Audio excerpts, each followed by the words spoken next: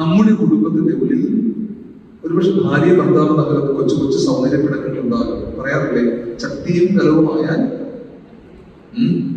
തട്ടിയും മുട്ടിയും കിടക്കും. പക്ഷെ ഈ തട്ടലും മുട്ടലും ആരുടെ മുമ്പിൽ വെച്ച് വേണ്ട? നമ്മുടെ മക്കളുടെ മുമ്പിൽ വെച്ച് വേണ്ട.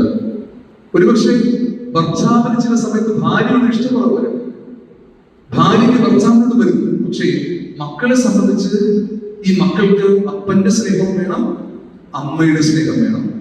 അമ്മ സങ്കടപ്പെടുന്നതും സഹിക്കാൻ പറ്റില്ല, ഈ അപ്പൻ സങ്കടപ്പെടുന്നത് സഹിക്കാൻ പറ്റില്ല.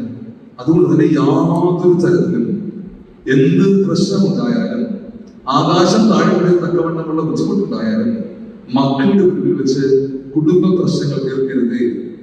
മക്കളുടെ മുന്നിൽ വെച്ച് നിങ്ങൾ പരസ്പരം കലഹിക്കരുതേ.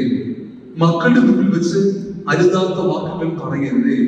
മക്കളുടെ മുന്നിൽ വെച്ച് നിങ്ങൾ അസഭ്യ വാക്കുകൾ പറയരുതേ.